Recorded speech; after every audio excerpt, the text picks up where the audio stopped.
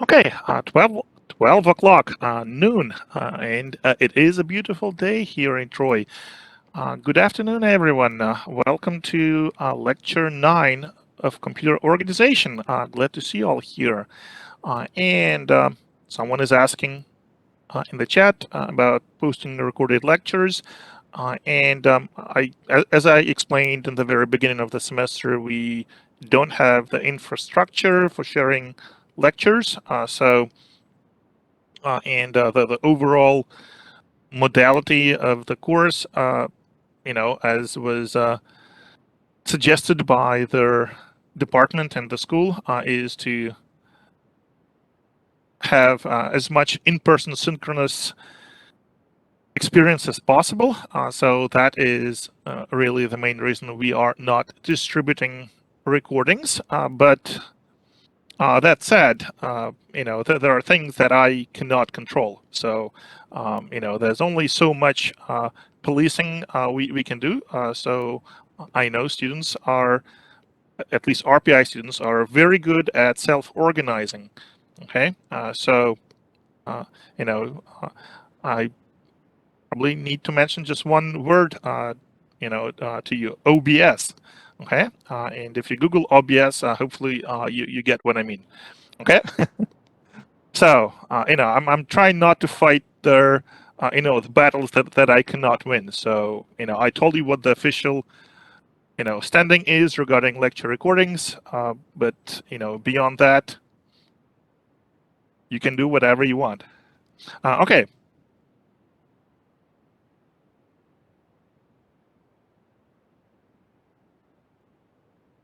Let's get started. And this week was pretty remarkable because you had the first introduction, or at least for many of you, it was the first introduction into the magical and mysterious world of assembly programming. And that was your lab 2 days ago on Wednesday. Hopefully you liked it, or at least you didn't hate it, immediately. Hopefully you still, even if something didn't go quite, quite right, hopefully you still enjoyed it at least somewhat. Yeah, and definitely mysterious, but hopefully we can unveil many of the mysteries that surround assembly programming. And really, MIPS is a lot easier than x86. In my opinion, we will talk about x86 assembly, but we first need to finish up with MIPS. Talking about their next week, next week we have our exam, and we, based on the feedback that we are getting from students about exam 2, we are trying to introduce some changes, and one of the changes that some of the TAs suggested, and I give our TAs freedom in exactly how they decide to do that, but some of them thought that they might ask students for their most mysterious topics, the topics that students want TAs to go over on Wednesday before their exam. So that's our exam preparation, exam review session. So please be active. Like I say, torture your TAs, ask them plenty of questions, and if they run a poll or in some other way they try to solicit your opinions about what to do and how to use that lab review that exam review time, that lab time slot on Wednesdays before the exams in the most efficient way. Please provide your feedback because that would help them structure those review sessions so that they are most useful. And no, the grades are not out. If you are exploiting submitting vulnerabilities and looking at their grades for test 2, they have not been officially released, so they may change. Okay, we have not officially released exam 2 grades, but exam 2 is almost it's like 98% graded. That doesn't mean that we are done. So we will do one final review of all the grades before we release them, and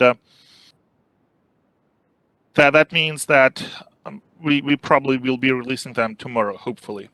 So overall, I know many of you struggled with exam 2. We heard those voices, so those voices were heard, but that said, the average was is not looking awful right now. So the average is actually somewhere halfway between B and C, and it is a pretty standard value for the average. While it doesn't look like we have a single person who scored a perfect score of 100 out of 100, we had people who scored 98. That it's not that many people who scored 98, just a few folks, but still. For the curve, like I said, we will decide once we publish the grades. Typically we curve only when their grades are much lower than the average expected value. And like I said, it is currently looking like their grades for test 1 are approximately what you would expect from an average. All right. So, but I'm seeing your curve. So I will consider that. I promise. I don't promise the result will be positive, but I will definitely think about it. So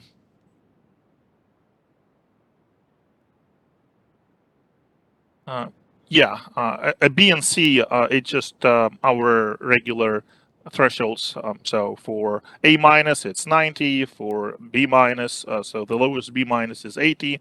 The lowest C minus is 70. So and it's like a pretty much universal constant, at least in CS at RPI, that an average grade on an exam is typically between B and C. So if it's well above B, it probably means it's either a very easy course or it happened to be a very easy exam. If it's significantly below C, it probably means it was overly harsh or too long or something like that. Yes, I will have my office hours today as usual, starting from 2:30. So right after the lecture, I will rush to campus, and as soon as I get there, we'll start our office hours. Okay, so yeah, I don't want to quote any numbers, any exact numbers about the averages because, like I said, we haven't finalized grading, so some numbers can still fluctuate. All right, but they're not going to fluctuate by a lot. So there's no way the average on this exam is 65, right? Because it's going to be much higher than that. Okay. So that was exam 2 grading, which we are almost done. So despite some submit issues that we experienced again, our TAs and mentors did an excellent job, and we will definitely get the grades over the weekend. So much earlier than on exam 1. And of course, we didn't quite make our plan to release, to get you the grades back in 1 week, but we got much closer to that goal than on exam 1. So hopefully that's a good sign. Let me check if our panelists are all here. Can you folks please identify yourself?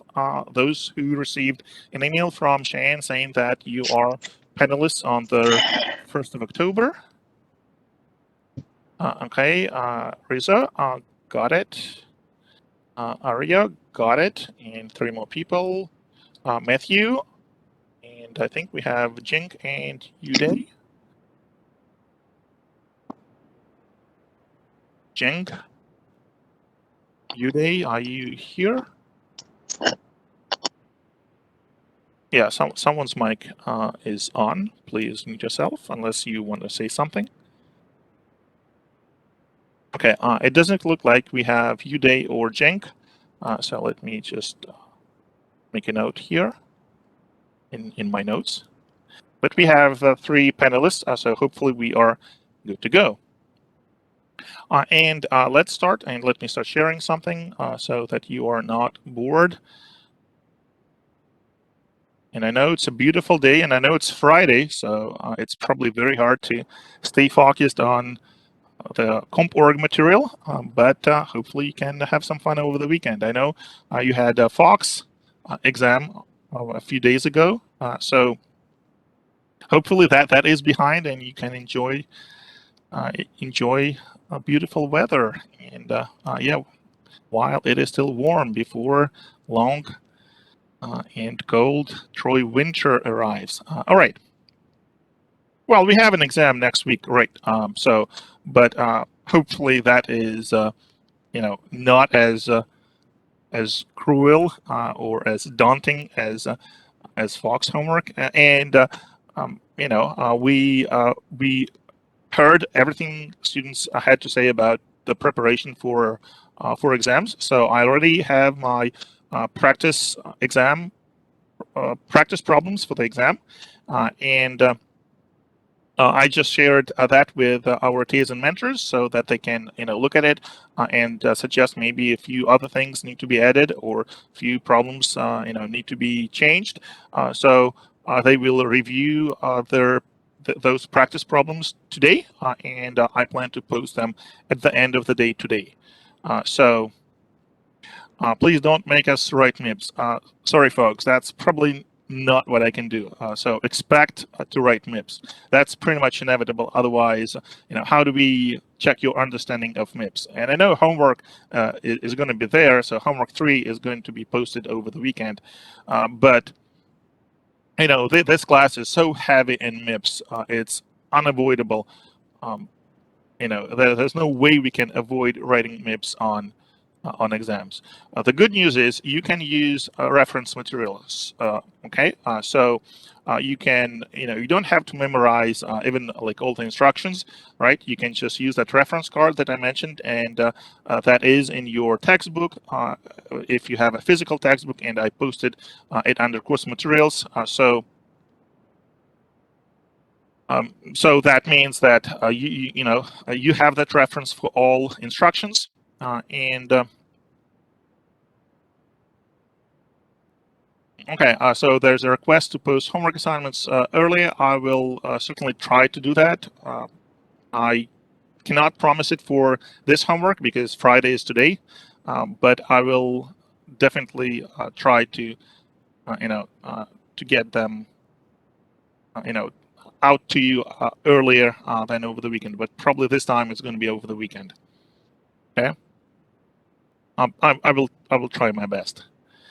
Okay, and yeah, I can handle MIPS, but no Linux. So yeah, there will be no question specific or targeting Linux anymore.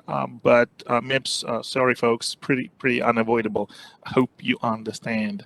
Can we get more basic exercises on MIPS? Sure. So there are examples in lecture notes, and hopefully we go over more examples in slides today. Okay, and Jin Kun is here. So our other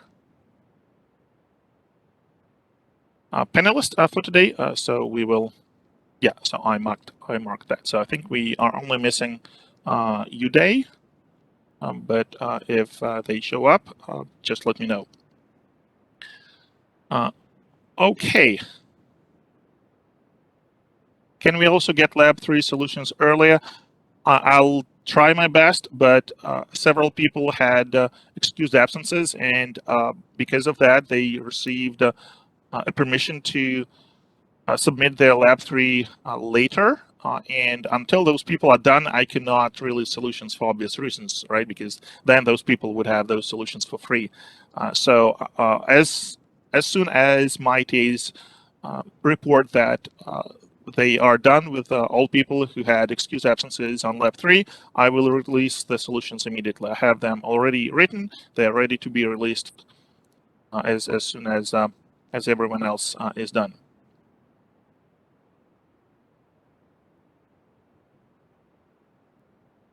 Okay. All right, and so what else? Oh, submini polls from last time. So we only had two of them, but let's go over them and let me start sharing. Finally, start sharing something. I think I already said it, but didn't actually share anything. All right, so yeah, this is actually one of the reference sheets. And remember, you can use as many as many non-electronic reference materials as you want on the test. So just try to think ahead of time what could be what would be something that you might need on the test. Okay, and so let me.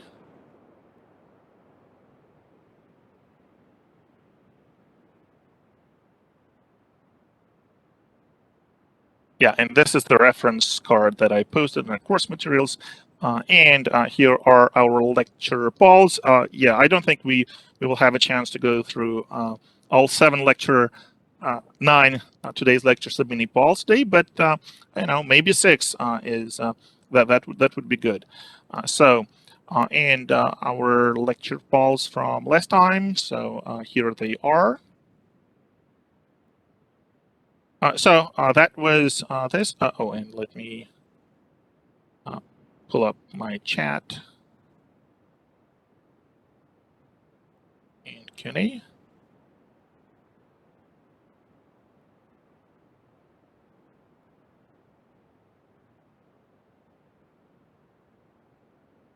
And it drives me nuts. I have to stretch my windows for Q&A and chat every time I switch the mode in Webex.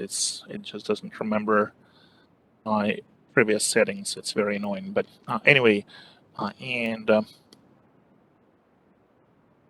all right, so here we are, and the answer is all the options are correct. The answer was actually on one of the slides. So hopefully that wasn't hard. So all of those components might potentially affect the CPI, because what is a CPI? It depends on the blend of the instructions in a particular program, right? If you have a compiler generating more division instructions than some other compiler for the same program, and division instructions have a higher CPI, right? More clocks per instruction. Of course, the more division instructions you have in that code, the greater the average CPI of a program is going to be, just because of their contents, just because of the distribution of different types of instructions. If you're emitting the code that is heavier on longer instructions with higher CPI, of course, that drives your overall CPI for the program as a whole up. Of course, instruction set architecture determines the CPI. Clearly, we can design a different processor with a different ISA, and it would have a different CPI. Programming language, similarly. So some programming languages, are like lower level, and they would tend to have more instructions, but instructions would be shorter, or statements would be shorter when they're translated into their machine code. So there would be like a closer correspondence between their statements from their in the programming language and the instructions in their compiled code. And algorithm, of course, determines the CPI.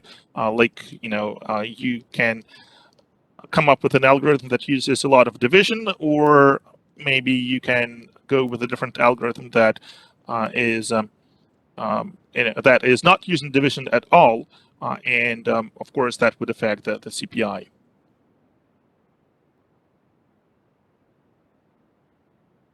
Is there a formula sheet for the written homework questions? That's a good question for the Q&A. And I see that we don't have a lot of questions in the Q&A right now, so probably our panelists are bored.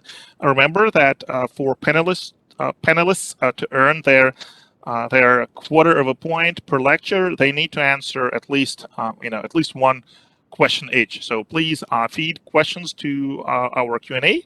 And if panelists see that they're unable to answer any particular question, just serve that question to me, just unmute yourself, one of the panelists, and let me know that, hey, there's a question that that only instructor it appears only instructor is able to answer. Okay. So, all right. Yeah, be generous. Let them earn their points, okay? Because they're not getting them for free. They earn them for the great work that they are doing and helping to run this class. So let's be appreciative of that. Okay, so that was poll number 1 from last time, and poll number 2 was this one, and so here I agree with their majority of vote, and you could apply their formula, and all the formulas are in the slides. All the formulas are in the textbook and in the Zybooks, and I will point out those formulas again in a few minutes. But to finish off with this poll number 2 from last time, what would be the easiest way to compute it? Remember, you can apply all the formulas and get the correct answer that way. But even intuitively, look at the problem.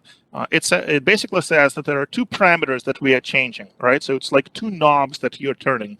And one knob says that the new compiler will generate fewer instructions, so it's good. So in that sense, so we put this factor that zero point 0.8 that determines that it's going it's going to get better. But unfortunately, there is another factor, another knob that we are turning in the opposite direction that says that the CPI will increase by 20%, which means 20% more means 1.2. So we multiplied by 1.2, and why this calculator does that, but it is supposed to be this. So if we consider both factors, overall, it's going to be the improvement of 0.96. Okay, so that's that's the factor that you need to multiply your 15 seconds by, and you get 14.4. So the program will run faster, so it's an improvement overall, but not by much, because there are 2 factors that almost balance each other out. One helps us increase the performance, another one hurts the performance. Okay, is that making sense?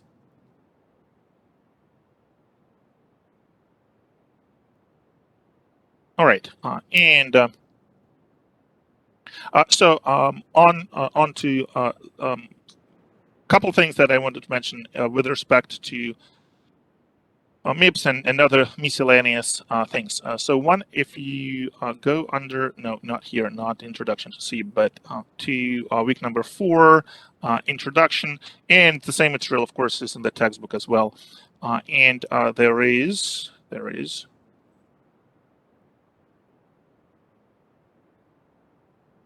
this table here that I want to draw your attention to. Are we now 100% done with C after the exam? We are done with C, but C will be with us for the entire semester, because you will be writing all different kinds of stuff in C. So eventually you will be asked to write a compiler for MIPS in C. Okay, so we assume that you mastered C, and now we can just use it as a tool. So it's it's not going to be specifically on any exam. And none of the exams will target specifically C, but you will use C as the tool for other different stuff. Okay. Well, yeah. If you didn't master C, at least hopefully you are comfortable with C. Sorry, I didn't mean to upset you folks, but no, we won't ask you to write a compiler for MIPS on the exam. It's more like the homework problem. But we may ask you to write a compiler for one instruction, not for the entire MIPS, but for a subset. Okay. All right. So back to this table. It's the official terminology that I will be sticking to, and it has been around for a while, but still, many people do not, even people who are in computer science, especially people who are in computer science for a long time, because when I was growing up, it was before this standard was actually adopted. So to me, it looks like a little foreign, right? A little weird, but hopefully for you folks, this kind of terminology is more natural. So many years ago, many decades ago, the CS people, computer scientists, computer engineers, were not making this distinction what a kilobyte means, and that was causing some issues because computer scientists, computer engineers would treat kilo as 1024 as 2 to the 10th, whereas the rest of this, all the other sciences, physics, and all other natural sciences would follow the traditional definition of kilo being exactly 10 to the third, 1000. Okay, and the same for all the other prefixes, mega, giga, tera, and so forth. And for the longest time, it was considered oh, you should be able to figure out what kilo means from the context. So if you're reading a computer science paper and you see, this KB, you assume that that K means 1024, 2 to the 10th. And that's how it worked. But it was still confusing because, many people, for many people, it wasn't clear from the context what K exactly means. Does it mean 10 to the third or does it mean 2 to the 10th, 1024? And that's why they came up with this official standard where kilo is reserved for exactly 1000 or 10 to the third as it has been for years before computer science, computer engineering came into existence. And computer science, computer engineering folks are given a separate prefix, which is kind of derived from kilo, but has this by in it. So by stands for binary. So instead of kilobyte, we now have to say kibibyte, right? Where ki is the first from kilo, and bi means binary. So if you want to say kilobyte, meaning that it's 1024 2 to the 10th bytes, we have to say kibibyte. And the abbreviation is not KB, but KIB. So in English, it's K is traditionally written as a cap, so it's capital K followed by lowercase I and then capital B. That capital B is important because if you put the lowercase b, it actually stands for bits, and it is something that exists. So if you look at any kind of lower level stuff or transmission speeds or anything like that, they are often measured in bits instead of bytes. So if kilobits or kibibits per second. So for bits, you would use a lowercase b, and it would mean, so if I have capital K and then lowercase ib, it means a kibibit. And if I have it written like that, K capital I lowercase b capital, it means kibibyte. Yeah, kibibyte is really cute. And I don't think it's the cutest. My personal favorite is Yobibyte. How about that? I love it. Just the way it sounds. All right. So that's the thing. So don't be confused when you see in this book, our textbook. Of course, it follows the standard. So you will see that those KIB, MIB, or MIB abbreviation is cool, right? MIB. But in our context, it would just mean maybe byte. And so hopefully you are expected to be reading the textbook. Yes, absolutely. I don't think you can, unless you have tons of prior experience, I don't think you can do well in this class if you do not read your textbook. That's why it is a mandatory textbook for this class. So whether you get Zybooks or a paper book or an electronic book, it doesn't matter. But yeah, you are expected to read the textbook. Okay. All right. And to be clear, both values, both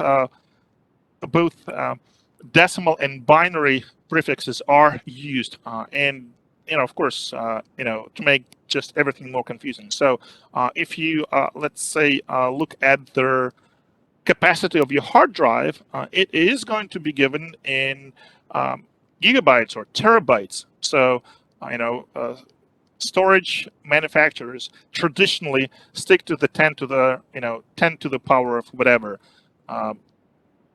concept, right? 10 to the third, 10 to the sixth, and so forth. So, if your hard drive is 1 terabyte, it's exactly 1,000 to the fourth bytes. So it's actually less, right, bytes than if they were using tebibytes. And the rumor or the speculation was that it was done on purpose so that many years ago, so that you buy a 1 terabyte hard drive and it actually contains fewer bytes than in a binary tebibyte. All right, so it just you can sell the same stuff for more. Okay, and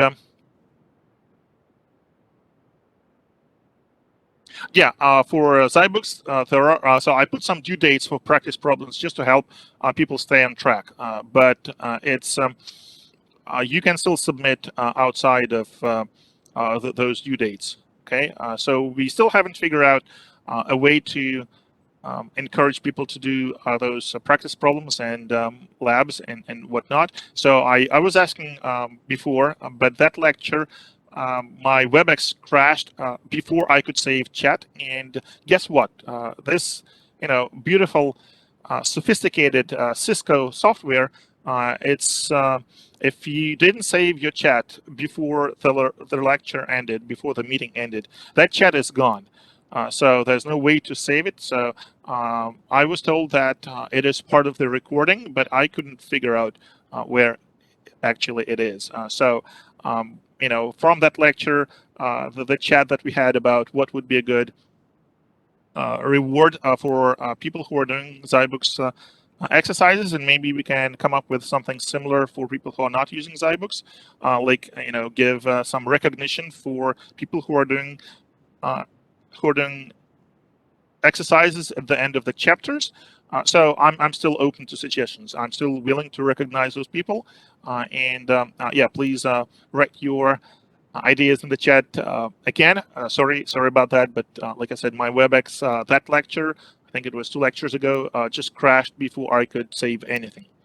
Amazingly, Webex does save Q&A automatically. It doesn't save the chat, and there's no way you can configure it to save the chat automatically. If you have the real textbook, how do we know what pages, chapters to read and when? So that you can track by the slides. So I usually put the slides that we cover in the lecture, and of course the chapter as well. But it's actually a good suggestion. So if you folks want me to, I can actually mention in the notes, in my lecture notes, what which pages or which chapters and section I would like you to read before the next lecture. So that I can certainly do. You think it would be helpful to those of you who are using the paper textbook? Okay, yeah, all right, done, sold. I will start doing that from. Yeah, I will actually update our slides today with the material that we will be covering on Tuesday. All right, so that's about that weird. Well, it's standard. I shouldn't be saying weird. It just, to me, it still sounds a little boring. There's terminology with the kibibytes and mebibytes and gigabytes and so forth. All right, so that was one thing that I wanted to mention, and then for the formulas, if you just go to performance section, you will see the formulas that are also in the slides. Like here, that was our first formula when we were discussing, what would we choose as the performance metric, and we were saying that, well, performance should be something that follows their the idea that the higher the better, not lower the better, and that's why like the execution time itself is not a good performance metric, because of course it's the lower, the shorter the time the better. So we decided to invert our execution time to and use that quantity as the performance metric, and then there is and the next block of formulas here. So when we were discussing the execution of the time as a function of their total clock cycles for a program, and of course their cycle time, which is the inverse of their frequency. So that was that formula, and here's that example that we also went over. And finally, when we introduce the average clock cycle per instruction, the average CPI, that's another formula. And uh, finally, we had this formula when we have instruction count, CPI, and clock cycle, and we can have different classes of instructions. So not all instructions necessarily have to have the same CPI. So we may have a blend of instructions, and in any program, that blend would be potentially different. That's why we have to do this weighted sum. So that's the final formula. Okay, are we good with that? And so next thing that I wanted to talk about, let me. All right, homework 3 I mentioned. Homework 2, yes, it was due last night. Hopefully it was okay. I think their average on auto-graded submissions for C code was like 89. So, and a lot of people got, most of the people got 40 out of 40. So I think it went pretty good. I had a few questions in my mail last night that I didn't have a chance to go over, and just in general, your chances of getting a response to your question are higher if you post it on the Submini forum, because more people will see it. But I will get, and of course, you can write to me, and I will make every effort to answer promptly. But it may not be within a few hours. So I'm hoping to handle all those emails about homework 2 problems from students that I received last night. I'm hoping to get through them today or tonight. And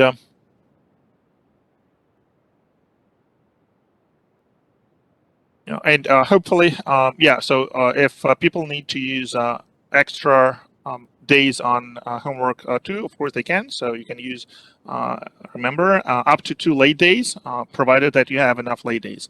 And late days, everyone starts with 3, and then you can earn late days by answering some mini polls. And I'm actually looking at their parameters of our submini polls and lay days, and I'm not particularly happy at the rate at which people earn their lay days, because I think we give 1 lay day for the first 15 points, but then we give an extra lay day for 30 points, which I think is a lot. So I'm thinking about making it so that students can earn their lay days at a faster pace by saying that let's do extra lay day for every 15 points instead of 30. Yeah, that's what I'm thinking. You like that? Okay, cool. So let's do that on Submiti. That requires actually changing Rainbow Grades source code. But I should be able to do that. And hopefully I don't mess it up. But please, check your extra lay days to make sure that they are what you think they should be. Okay, cool. I will do this over the weekend. So probably not tonight, but over the weekend that change should be made. Okay, and we are back to. Okay, we are back to our material. Okay, so let's let's go over stuff that we were kind of skipping earlier to get faster to the MIPS material, and then so that we can be done with at least chapter 1, and there in chapter 2 the pieces that we kind of skipped over. All right. So first, the history stuff. I'm still not gonna spend too much time on it. All right. So please read the textbook. I think it's pretty interesting stuff. It's you know I don't think we will be expecting you to know like every single date and every single name that comes up here on like exam or something. There's usually more important stuff that we really want to test you on. But let's just agree that please read this first chapter in your textbook.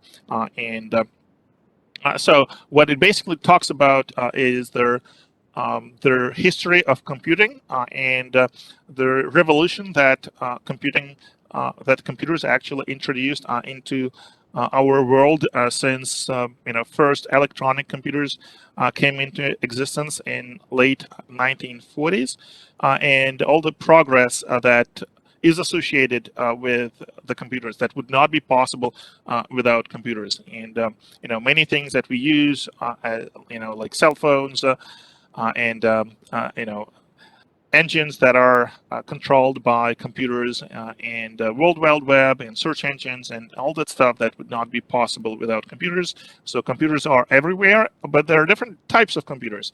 So there are personal computers like your laptops and desktops that I'm sure you're familiar. There are also server computers that usually you don't have a direct access to. So usually you access them through the network. And then in many cases, you just have a command line, SSH terminal access to the computer. And a good example would be Submiti. Submiti does have a UI, which all of you work with, a web UI, a web site that is a front end for Submiti, but Submiti also has a backdoor for advanced users or power users, where instructors and head TAs are able to directly connect to Submiti and do some advanced stuff through the command line, and that's a very typical scenario for servers, or at least for administering, managing, or doing some advanced work on the servers. And then there are supercomputers, so large machines that are only available through some kind of terminal or through a landing pad. So you never work at the supercomputers directly unless you are an admin in their supercomputing center. And as you probably know, RPI has a supercomputer. It's actually in the list of 500 most powerful computers in the world.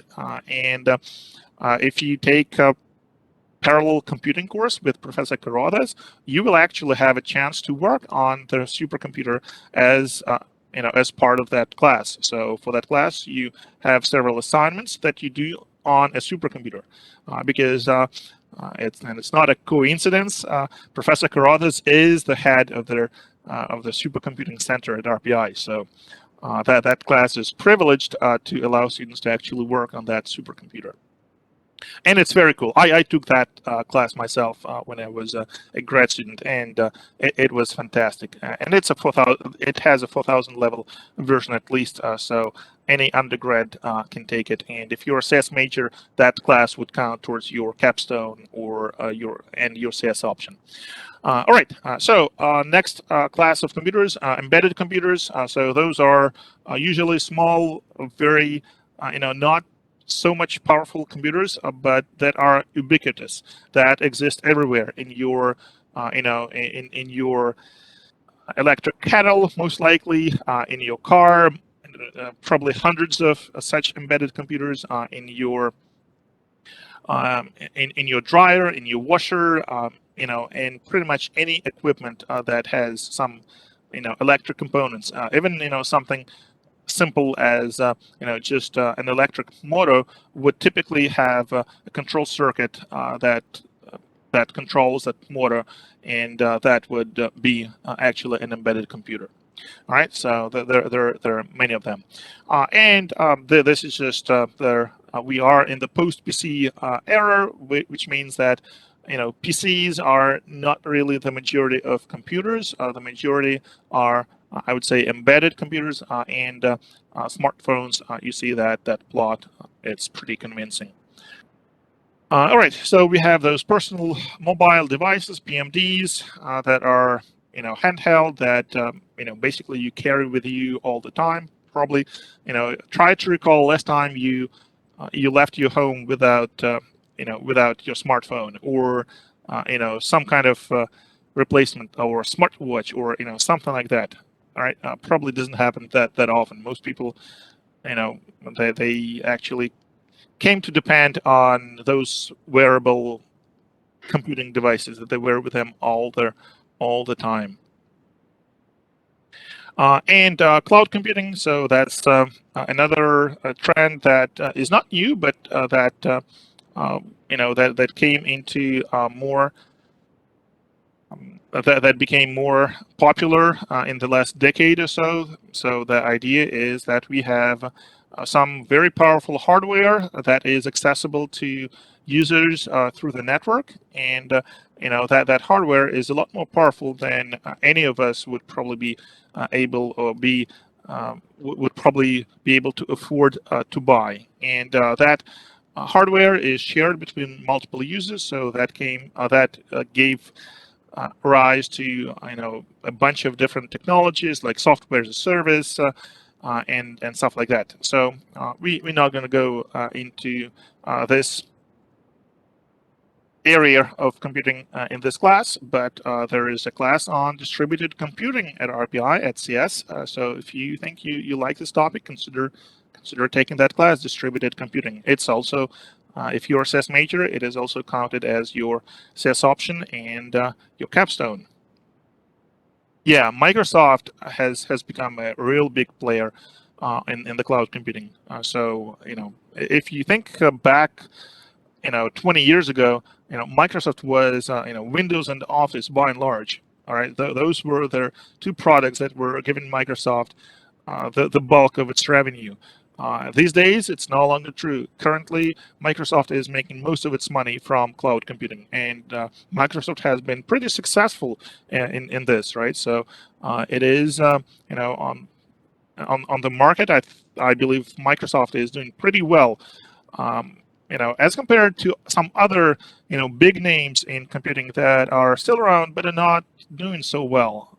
And if you think about market capitalization of, let's say, IBM, it is pretty much not going anywhere for the last decade or so, despite of all the efforts. So, of course, IBM is still alive. It's still, a huge name, but it is still trying to find its position in the modern world, right? So from IBM being their name in personal computers, and before that IBM being the number one name in servers, IBM then tried to kind of rebrand itself into IBM is a software company, and now they're still trying. I think they're still trying to find their their place in the current computing landscape.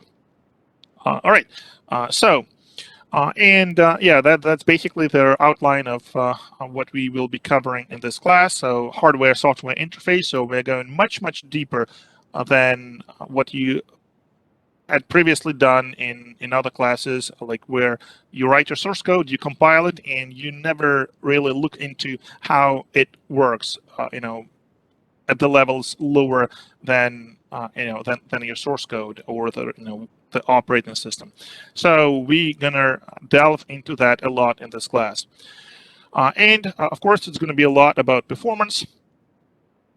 And we have different components that affect the performance: the algorithm, the language, the compiler, the processor, the memory system, both in terms of organization and their amount of memory, and of course their I/O system, which includes your operating system. So these are seven great fundamental ideas that we will often refer to when we discuss different parts of their MIPS architecture, and other topics that we will go over. Right. So abstraction, that allows us to simplify design and capture the general case, abstract from particular details of a particular problem and try to generalize and come up with a more general solution, make the common case fast, and then parallelism, pipelining, and prediction. Those are advanced topics that we will touch upon in the second half of the course.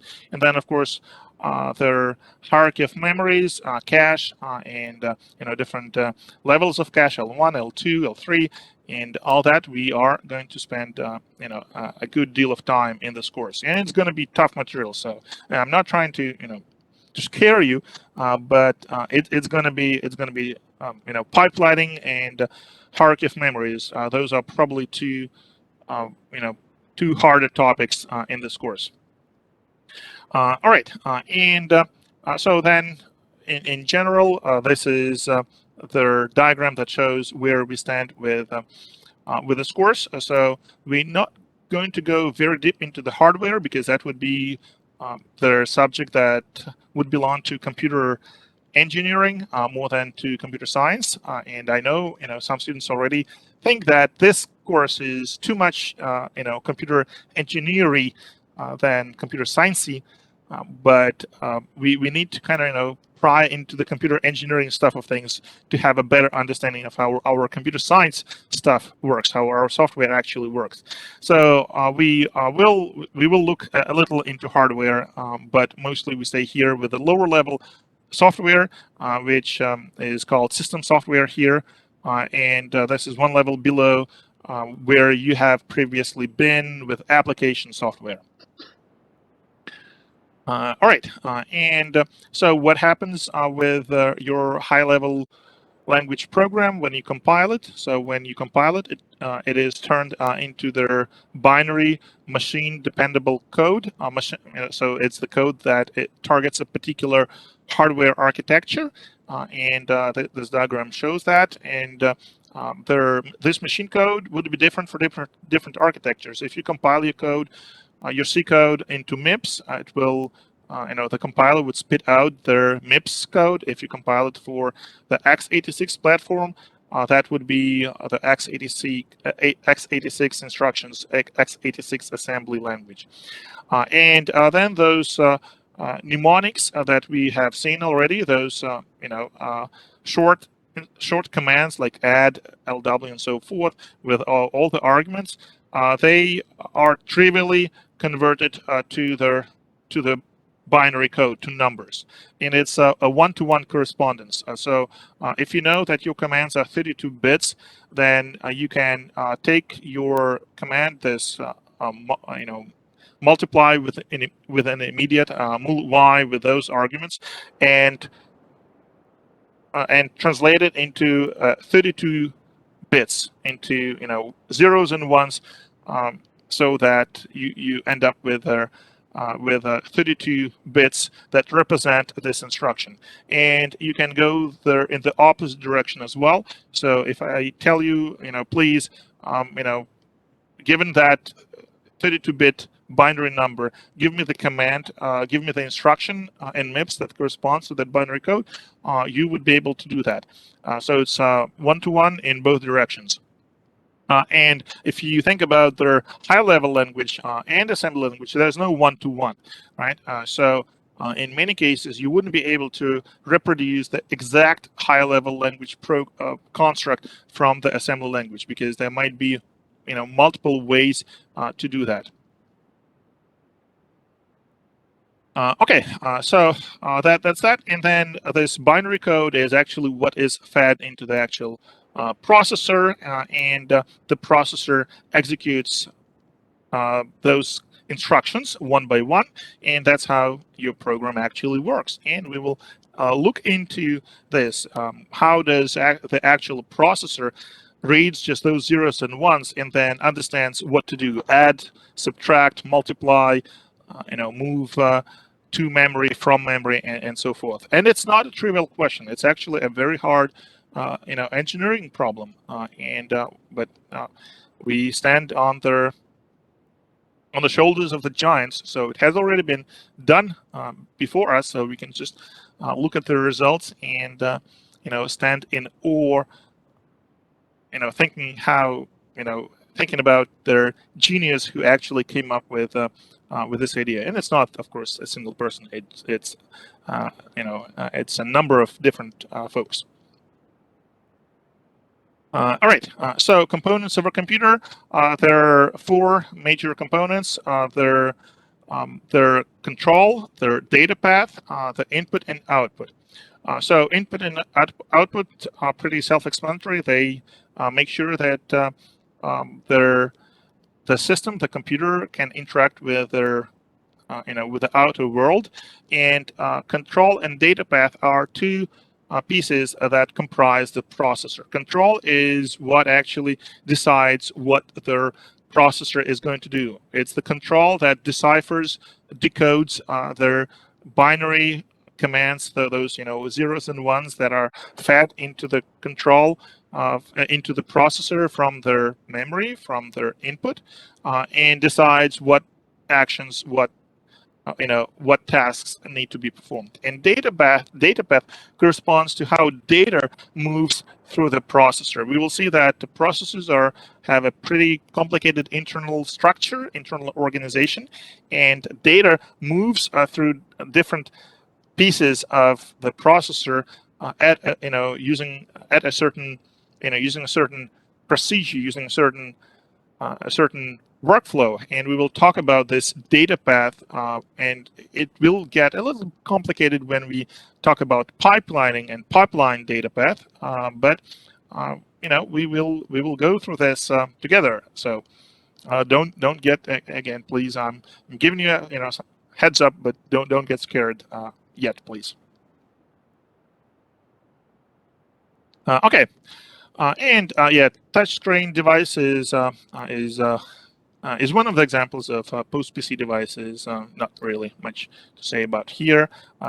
Say about those devices here. Yeah, so LCD screen, I'm sure you are familiar with those, right? So we have a concept of a pixel, and traditionally it goes back to cathode. So CRT is a cathode ray tube display. So that's the technology that existed for for decades, but is pretty much extinct these days. But coming from that CRT technology, it is quite common in computer science and computer graphics to treat their upper left-hand corner of the frame as their pixel with coordinates 0, 0. So basically, you have a two-dimensional space, and each point in that space is a pixel. A pixel picture element is something that is the minimal, the atomic unit, the minimal unit that you can control their color of, and set the color of that pixel. All right. And then there's a frame buffer behind that, so that's just extra memory that allows you to interact with their display in a more efficient manner. And yeah, if you want to open so I believe this is iPhone 10, if I'm not mistaken. So if you have an iPhone 10 and you're willing to sacrifice it and take it apart and open the box, that's pretty much what you would see. A12, and you see this Apple here. So A12 is their YouTubers do whenever a new phone comes out, exactly. So you don't have to do it yourself. Yeah, unless you have you just have an extra iPhone 10 that you don't, or any other iPhone that you don't want. All right, so yeah, but this is pretty cool. If you have an older device that you want to sacrifice and that you want to look at and open with your own hands and see what it looks like. All right, so a bunch of integrated circuits, as you can see, and this A12 is the main processor, the CPU. All right, so inside the processor, we have their CPU. So we already talked about it. It's one of their, so it contains data path and control. And data path and control are two of the four main components of any computer. And it also has external and internal memory. So internal memory, which we call cache memory, is usually on board on the processor, but not necessarily. It may vary. So it is possible to have cache memory that is actually a separate chip. And we will talk more about cache memory, what it is, and why we need it, and the whole memory hierarchy thing later on in this course.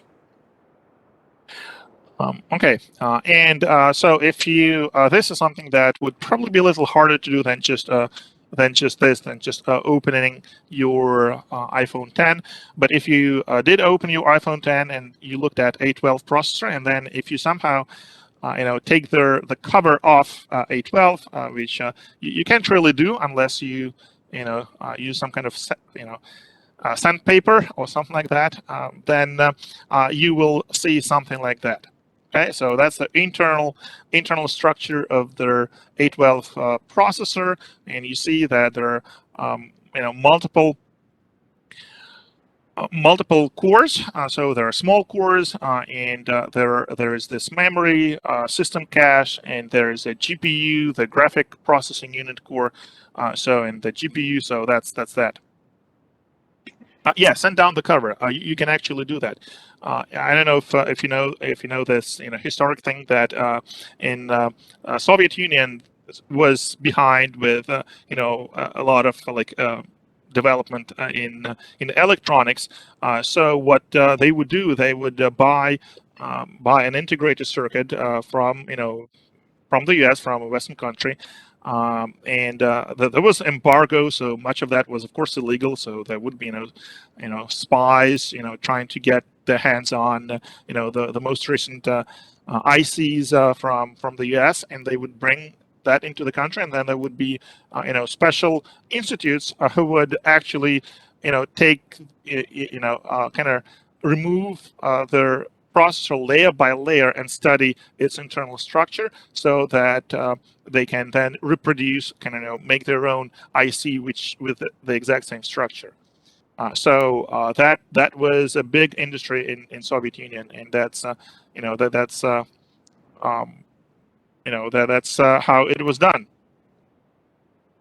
Yeah, so you can actually, if you're very careful and if you use proper equipment, you can actually send their this ceramic or plastic outer package, and then actually look at their at the silicon structure itself, and it has multiple layers, so it's not like all planar, right? So you have to keep sending layer by layer to study to see what's in the next layer. All right, so the big picture for abstractions we already mentioned, right? Abstractions allow us to deal with complexities, hide lower level details, and kind of generalize on different tasks and kind of see their commonalities, and then create their solution targeting that common case, targeting that the commonalities that we were able to observe, and that's an abstraction. All right, and instruction set architecture, that's the hardware-software interface. That's their, and they kind of go hand in hand. Their instructions that we have in a particular instruction set, they have to match the hardware. Of course, we have to make sure that instructions are, it is possible for the hardware to actually execute the instructions that we came up with.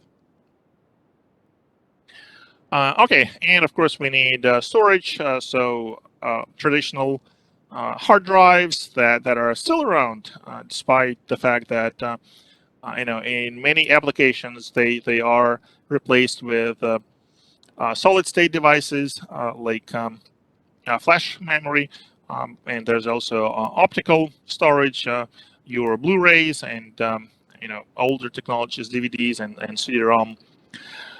And networks, of course, we need networks to make sure that our computers can talk to each other, right? So it's no longer the case that we have a personal computer that just stands on the table, and that is not connected to the rest of their world, right? So it used to be the case many years ago, but of course, networks make the power of computing a lot more, because we can now combine compute power of different computers together, or we can simply share files through the network.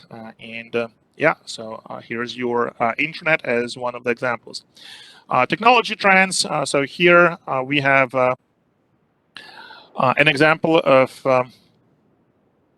memory chips and how the capacity grew. So DRAM, RAM is our volatile memory, and we will talk more about different types of memory. So DRAM is one type of memory, and you see that starting from the first vacuum tube in 1951, and I think the first transistor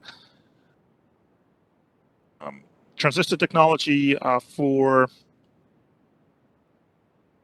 memory for storage was first in early or late 60s. And you see the relative performance per cost ratio, right? Yeah, to put things in perspective, I think a memory device from 1957 that was able to store 1 byte of memory had a cost of close to $400,000, right? So one byte of storage, $400,000, and that was, of course, not adjusted for inflation. So it was there, 1957, $400,000, where you could probably buy a house for $4,000. All right, that's amazing. The rate at which their technology was progressing for memory chips.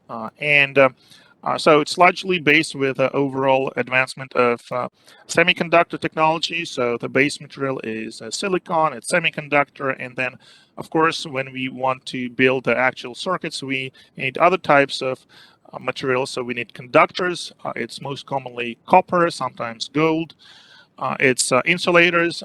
It's most commonly glass. Sometimes it can be some kind of plastic, and switches. So that's something that can be in either on and off. Typically, it's just a transistor. All right, and here's a pop quiz that just look at the numbers given and go with your best estimate for what a price of one gigabyte of RAM would be in 2005. So it's not that long ago, but it's not current. So you probably don't know that, immediately, because largely that was 15 years ago, when I don't think many of you were interested in memory prices back then. All right, and if you're struggling, if you feel free to to Google it. All right. So like I said, it's more of a attendance thing, the pop quiz, than anything else, or a practice test. All right. So let me actually open that poll. So I believe it's this poll that I got open accidentally last lecture. Yeah, someone's saying they remember buying 16 gigs for $100 like 3 years ago. Well, I'm a little older than you folks, and when I was a kid, I remember my friends, my older friends, buying 4 megs of memory for $200. So 4 megs for $200, and that was like mid 90s, late 90s, right? So 4 megs, 4 megabytes of RAM for $200. So, and yeah. All right, so that's that, and then let's move on. And manufacturing ICs, I'm not gonna spend too much time. Please read it. It's fun stuff. It's not gonna be on any exam, and so it's good to have a general understanding. I'm not gonna be spending too much time on this one, right? So the major takeaway here is probably that the larger the size of their wafer, they're more defects we should be expecting, and the lower yield that there's going to be. So that kind of tells you why why there are just natural limitations to the cost of an integrated circuit, which is determined by the manufacturing process. All right, so the performance stuff we already went through, and you had to practice with those questions on your homework. So hopefully that wasn't too bad, right? What was your impression on the textbook problems on homework 2? Okay, it took forever to type up. Okay, still doing them. Yeah, you can do that with.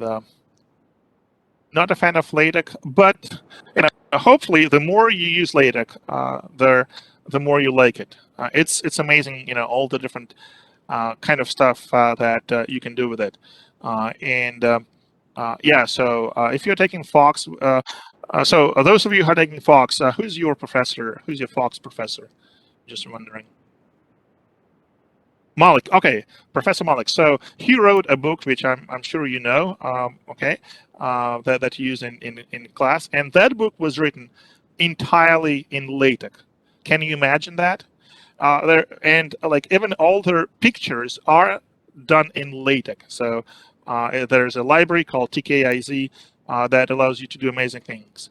Okay, so that is the amount of power you get if you use LaTeX. It's just amazing. So, it has a steep learning curve. It can take some time, but it's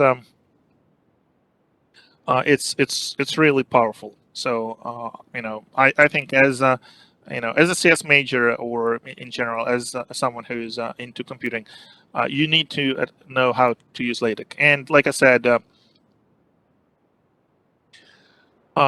we are not insisting on LaTeX, right? So if you want your Word and your equation editor, go for it, and just save it as a PDF, right? But I highly recommend LaTeX. All right. So then the other consideration about integrated circuits and as it relates to our course to processors is that there are there is this problem of power, right? So the problem is has several phases. One, of course, is the amount of power that is consumed by large supercomputers. If you look at the power consumption of some of the most powerful computers in the world, so their power consumption is actually close to power consumption of decent sized city.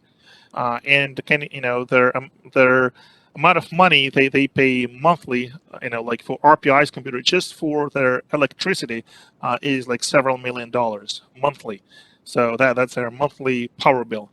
And the other side of it is, of course, even in your in your tablet or in your laptop, desktop, whatever, there is a problem of power consumption because power is what? Power is heat. So if any device uses a lot of power, there is this problem with heat dissipation. And so that's why we need to kind of look into that a little. So this is the equation that tells you how their power is how is computed. So how to compute the power that a particular integrated circuit is going to consume. And it has three components: frequency. Obviously, the higher the frequency, the higher the power. So if you if you are going to keep rising your gigahertz, it pushes the power up. A capacitive load is their overall capacitance is their all capacitance of their of all their pins and all the internal components. And the reason capacitive load matters is it's actually related to frequency, right? Because the more capacity, the more capacitance is, harder it is to keep charging and discharging that capacitive load, and that increases the power, because every time you charge a capacitor, every time you discharge a capacitor, there is a loss of power. So you never get the same amount of energy from a capacitor that you pumped into it, right? You always get less because there are losses. So that's that. And a voltage, look, voltage squared. So it means the higher the voltage, the higher the power. That's why there is a trend, and it was very apparent in 20, 30, 10 years ago even, where integrated circuits, chips were going with lower and lower voltage. So, probably 25 years ago, 30 years ago, 5 volts was a standard. Now it's even less than 1 volt. Typical voltages can be 0.8, 0.6 volts. But of course, there's a limit, right? You cannot go to 0. You cannot get too close to 0, because then their high and low level would be indistinguishable, or there will be not enough safety margin to reliably tell whether we have 0 voltage or non-zero voltage, right? Because that is tied to our Boolean values, true or false, right? So if you say false is 0 volts, true is the other level. If that other level is 5 volts, even if if the voltage fluctuates a little, you can still tell the difference between true and false.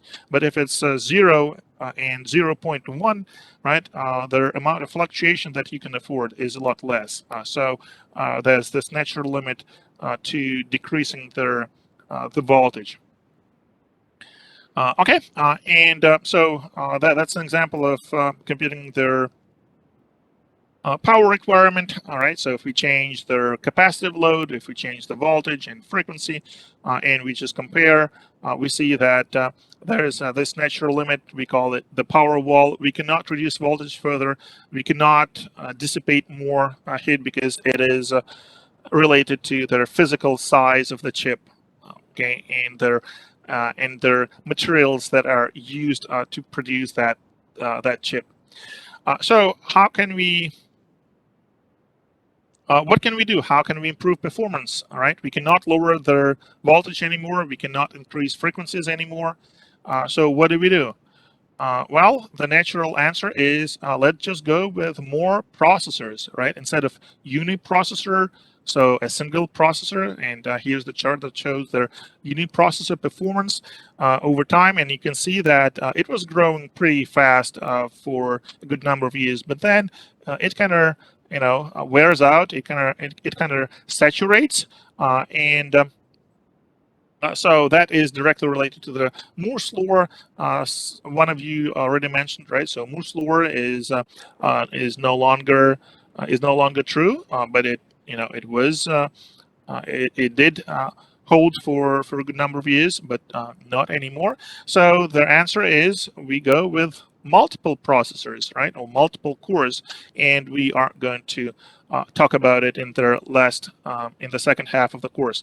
So basically, it means that we have multiple processors, more than one processor per chip, or multiple chips on the same motherboard, on the same within the same system, and the challenge is that it requires that we write our programs differently. So it requires explicitly parallel programming, and we will look into that in this course. But like I mentioned, if you really want to know more, not just a very high-level introduction in this course, but you want to go deeper into parallel programming, consider taking parallel programming course with Professor Carruthers, right? There's a lot of different problems that need to be solved if you want to write an efficient parallel program. It is hard to do, but it's for that reason, it means that not that many people relatively on the relative scale, of course, can know how to do it, and that's why it's a skill that is in high demand, right? So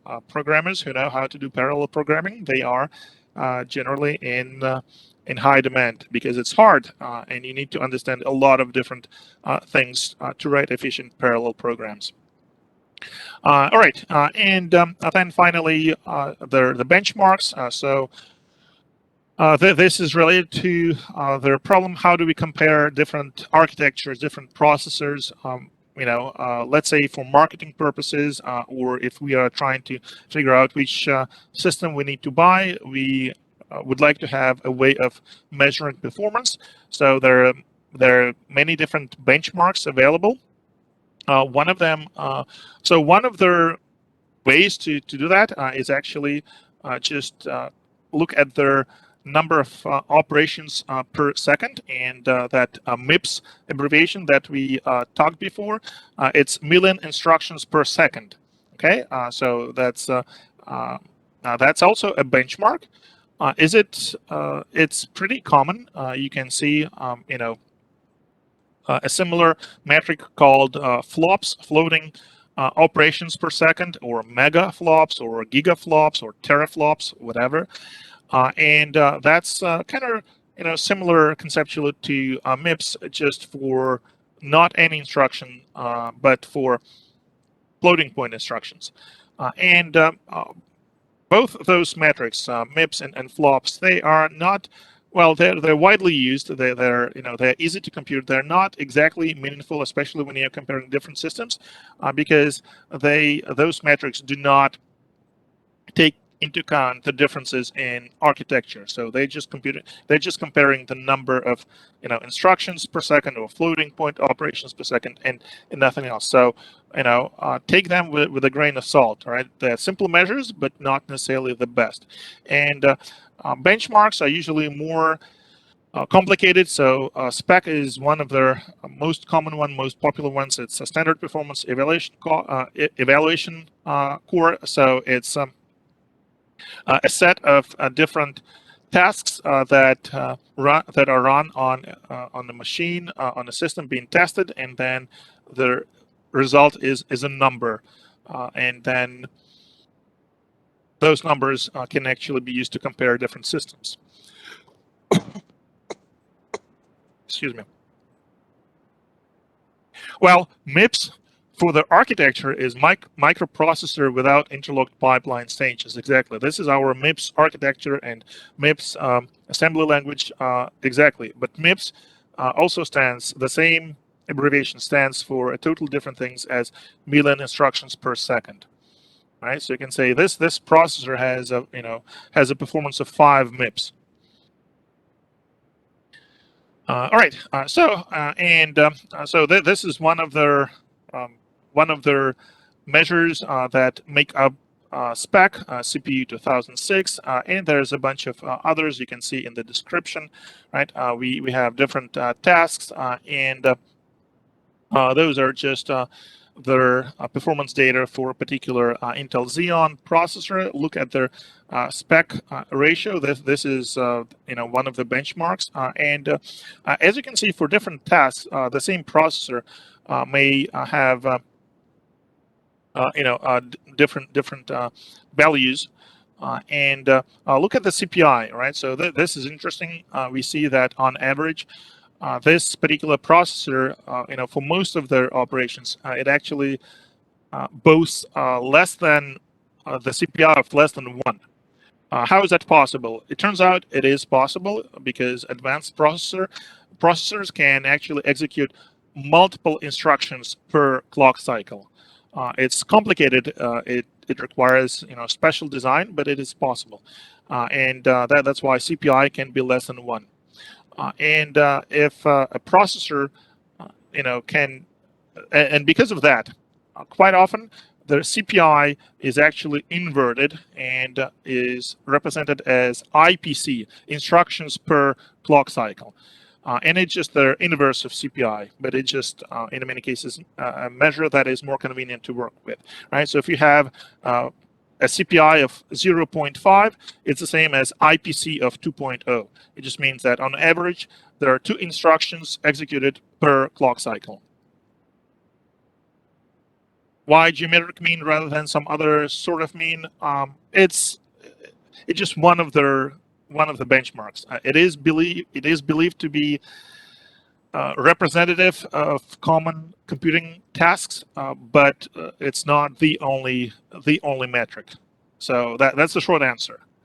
And I don't really want to go into much detail because spec is not the only benchmark, and with any benchmark, you can only trust it so much because, again, it is trying to set up a level playing field for all participants, for all processors potentially that you're testing. But because of that, it may ignore some particular features of a given processor that may actually give that processor a competitive edge in real tasks.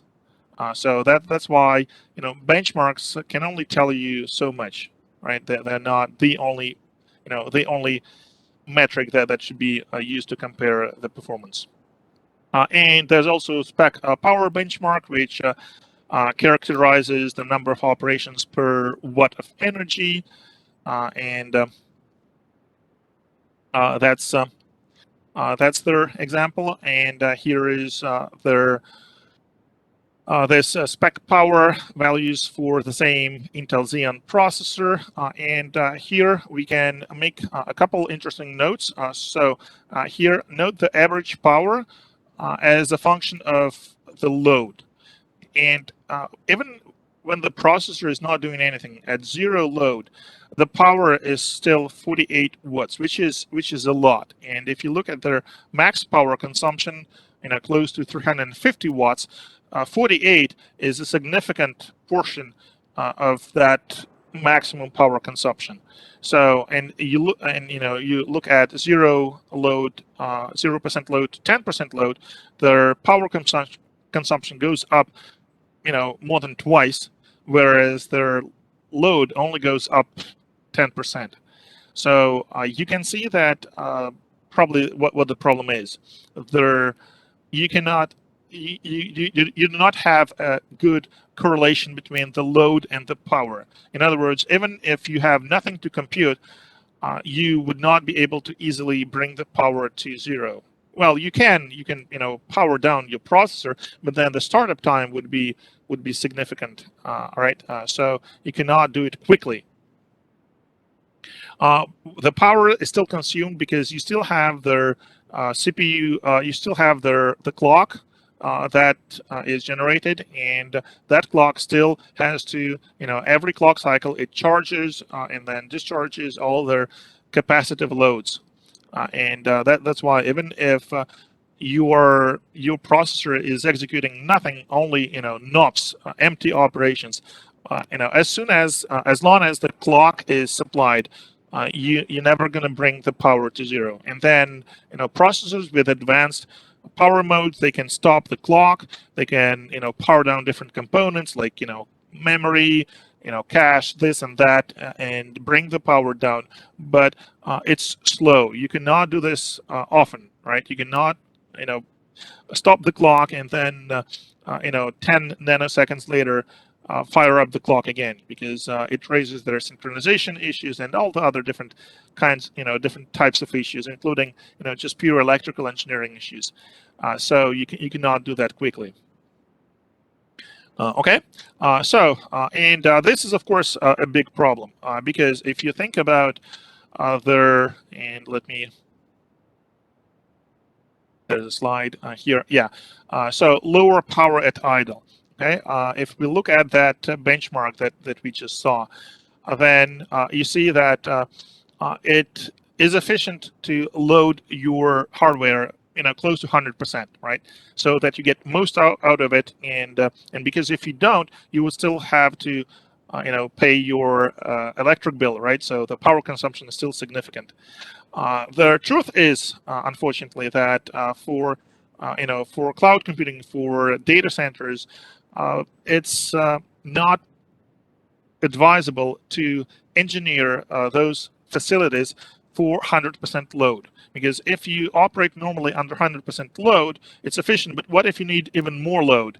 You cannot deliver it, and that's why like a data center is designed to operate at typically like 10 to 50% load, so that if there is a spike in demand, then there is this room that we can pump up the performance, right? So that we can go from 50% load to 100% load if there is a spike in demand, and that's why those facilities, they do not work at 100% load pretty much never, less than 1% of the time, as the slide says.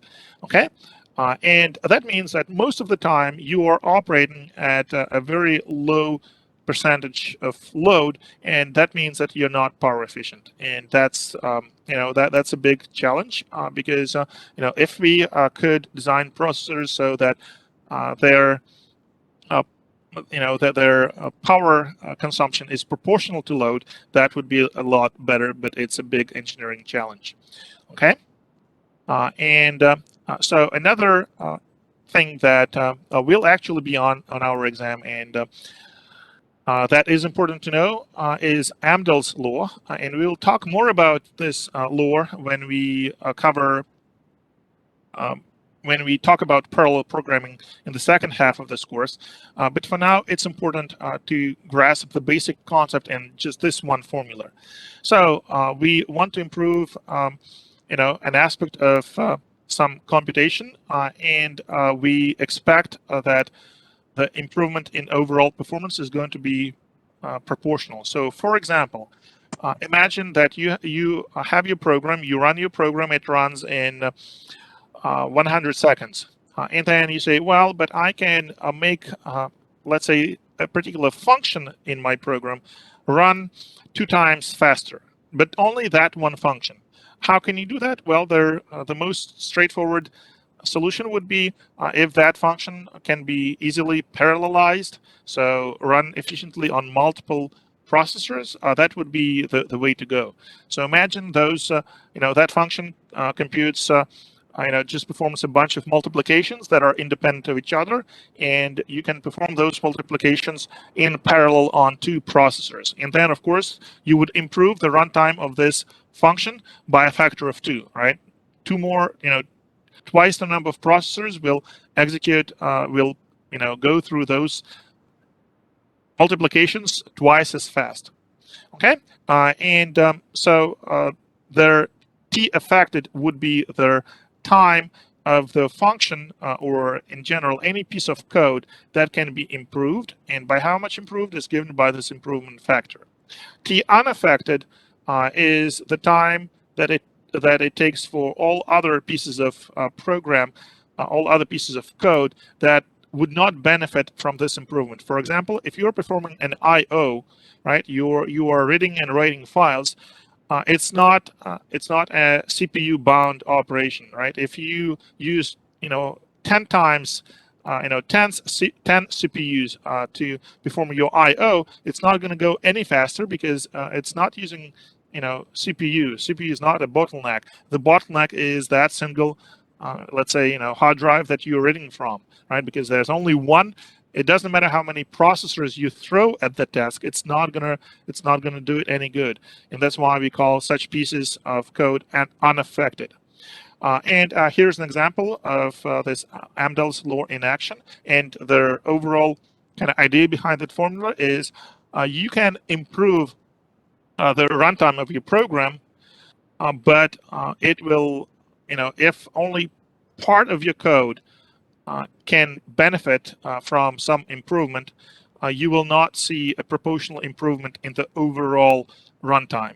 So, for example, if you have here, you have a total runtime of 100 seconds, and multiplication takes 80 seconds. So that means this T unaffected is 20 seconds, right? So it means that even if your multiplication, right, can be parallelized, and you can improve it by a factor of 2, 4, 10, 100, 1 billion, your overall runtime is not going to be less than 20 seconds because this T unaffected, the 20 seconds, let's say that your I/O takes, it's not going to see any improvement no matter how many processors you threw at this program, right? It's still going to be 20 seconds plus something, right? And that something can be, you can improve it, of course, and it can get very close to 0. So you can say, let's imagine it's effectively 0, but this 20 is not going anywhere. So there's no way you can make your program run in 20 seconds or less. And this is exactly what Amdahl's law captures. It is important to make sure that when you run your program, you have as few pieces that cannot be improved by throwing more hardware. Like this T unaffected has to be as little as possible, because then this T affected would be a larger portion of your program that would benefit from this improvement. An example where it can be done, let's say your let me see if I can actually right here. Should be able to. All right, so let's say it's not 80, 100, but it's 90 and 100. So then this T unaffected is 10, and we want this part to be 10. Okay, is that making sense? And then, so our T unaffected was 90, right? So 90 seconds. So we had 90 seconds. We need to improve by a certain factor. We don't know which, and we want to get 10 seconds runtime. So what our improvement factor needs to be? It needs to be 9, right? Is that making sense? So if we had initially, our program runs in 100 seconds, and we know multiplications take 90 of those 100, of that 100, then if we run multiplications on 9 processors instead of 1, then multiplications will be taking just 10 seconds. And everything else, like I/O, would still be 10. It's not going to change, but 10 plus 10 is going to be 20. Okay. See how by reducing the ratio between T unaffected and T affected, we were able to achieve the goal, right? But it means that we had to change the program, right? It means that we have to probably improve our I/O so that it is a smaller portion of our overall runtime. So T improved would be 20, exactly. So in this formula, T affected would be 90, T improvement factor would be 9, T unaffected would still be 10. So we have 10 plus 10 is 20. Okay? Is that making sense? Yeah, and there will be an Amdahl's law practice problem in the practice set that is coming up later tonight. So please make sure you don't miss that problem. All right, here's a pop quiz, and it's this one. All right, so it's basically the Amdahl's law problem. So hopefully it's self-explanatory, and we already talked about this part. So yeah, we're just at the end of this chapter 1 slides. We are going over some fallacies and pitfalls. So we already talked about their power problem, and here using MIPS as a performance metric. So MIPS has millions of instructions per second. We already talked about it. It doesn't account for the differences in architectures and in instruction sets, and it just takes it doesn't take into account their CPI. So MIPS in particular, just instructions per second. Even if some instructions may take more clock cycles than others, this metric MIPS does not take it into account, and that's why it is simple, but it's not very precise. All right, and that's pretty much everything that we had to talk about in our chapter 1. So cost performance is improving. We see that, and there are hierarchical level of abstraction in both hardware and software. That's how we battle complexity by going with abstraction. Instruction set architecture, that's a hardware-software interface, and we're going to talk about it, and we already started the conversation about it with our MIPS example. Execution time is a very strong performance measure, not the only one, but one of the most common ones, and power is a limiting factor, and it's a big engineering problem, primarily as far as electrical engineering is concerned when designing chips and boards. And our answer to that is, well, if we're hitting those limits, we just go with more processors. We throw more processors at the task, and that is parallelism, which requires that we change the way we write programs. Right? We cannot use the same program to run on a parallel machine that we use to run on a single processor. There are there are frameworks, there are languages that allow you to get very close, but still it requires some additional effort. All right. So that was that, and we are done with chapter 1. And let's go over parts of chapter 2 that we kind of missed. And one of the let me start with this thing, because it is definitely something that you will need to know for their exam. You know what? Let me actually let's save it for Tuesday. It's still going to be on their exam, but we can save it not to Wednesday, to Tuesday, to next lecture. Okay. So in terms of their coverage, we will cover on our exam 1 everything up to this slide 61. Okay, so to give you, and we covered most of their material already, but we will cover the remaining material on Tuesday. Okay, exam 3, I mean. Can we bring a calculator to the exam? No. Will we need one? No. You should be able to compute everything by hand. And for that, of course, you need to know certain shortcuts. Okay, so like you need to kind of know your powers of 2, and you need to be able to add 2 decimal numbers, on using pen and paper. So what pages in the book have we covered up to slide 61? Please ask that question on the forum, and I will answer it. I need to check the actual book. Okay. All right. So no calculator, no problem. No, there will be. Well, yeah.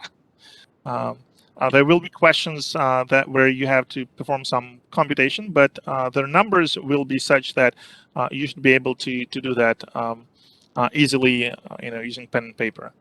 Exam 3 is only on chapter 2 slides. No, exam 3 will cover everything that was not included in exam 2. So, definitely exec and fork will be on exam 2.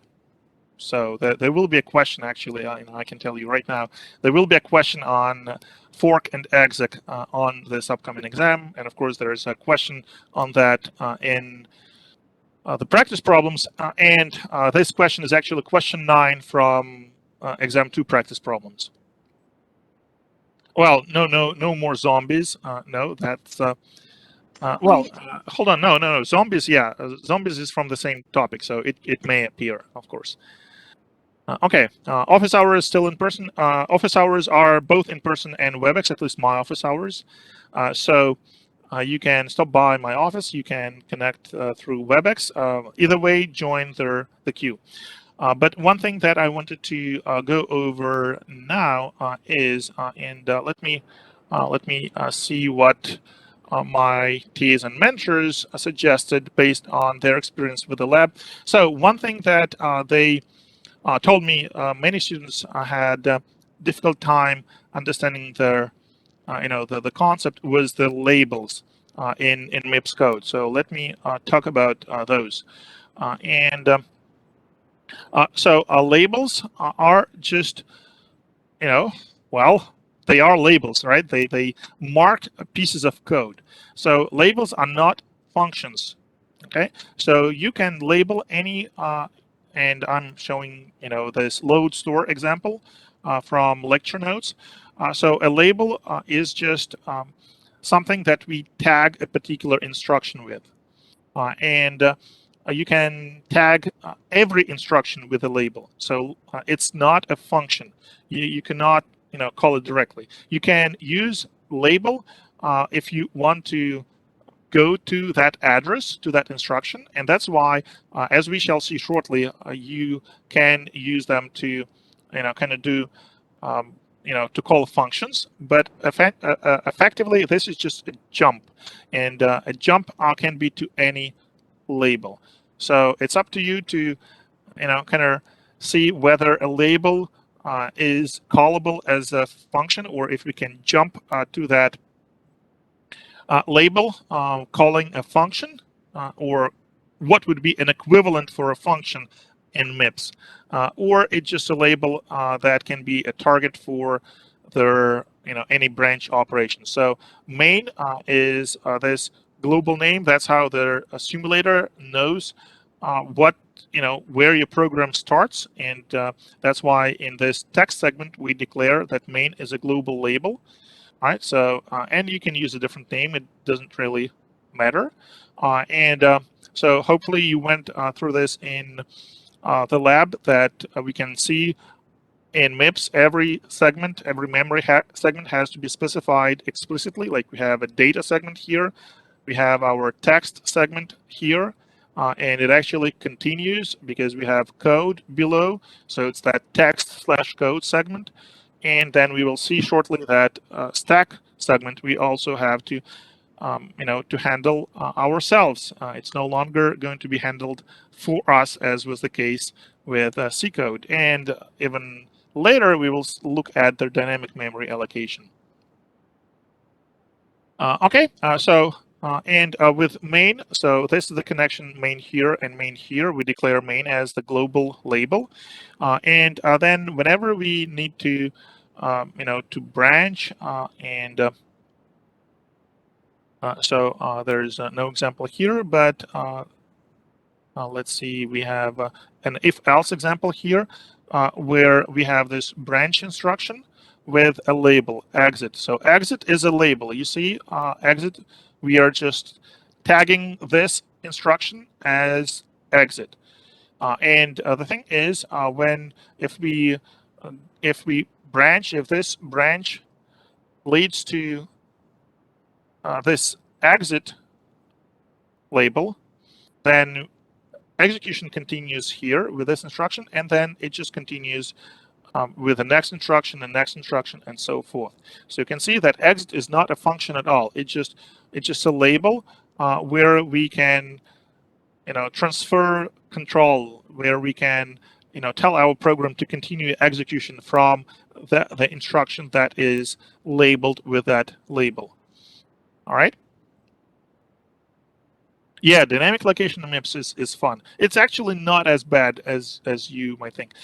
Procedures and functions in MIPS is a lot harder than actually doing dynamic allocation. Then dynamic allocation is going to be, just a syscall. Okay, and yeah, for syscalls, we didn't talk about them in the lecture, but hopefully they are pretty straightforward. You were supposed to get exposure to that in labs, and so it's very straightforward. Just put the right values in. Yes. Someone is asking a question. Okay. Yeah. JA is jump to address. Exactly. And usually you want this with L, JAL. So this is jump address with linking, so that their address to which then to return from their function that you call, from the procedure that you call, is stored in this special RA register. We're going to talk about that next lecture on Tuesday. And so someone asked another question that I thought was important. Can you explain more about their immediate, what immediate means? Sure. So immediate just means it's a constant. So here, li, load immediate. We load immediate value. Immediate is just a fancy name for a constant.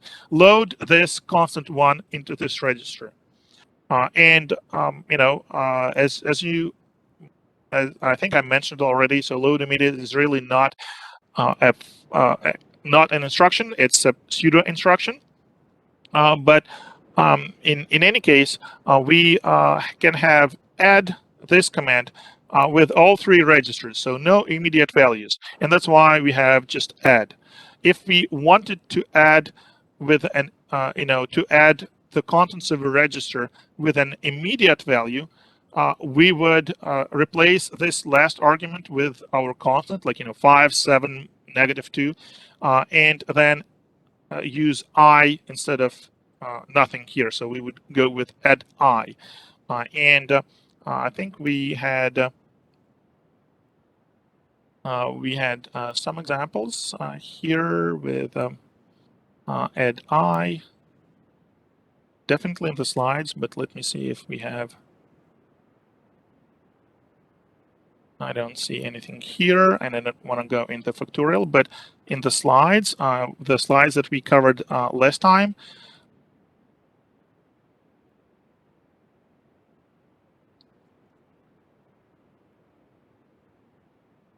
okay, so here's an example, right? So add I because you're not adding two registers and storing the result in the third register. You're adding the contents of a register with a constant and storing it in the register. That's why you have add I. Yeah, there's no sub I. And in fact, you don't really need sub because you can always do add I with a negative constant. Okay, like this example shows. Okay, so we are at our time mark, 1:51, even 1 minute over. Yeah, please ask more questions on the Submittee forum during office hours. Please come to office hours. I'm always happy to see you folks. And thank you everyone for attending this lecture. And enjoy your weekend. Yeah, and TGIF. Have a good one, folks. TGIF. Sorry, what I'm talking about. TGIF. Yeah. All right.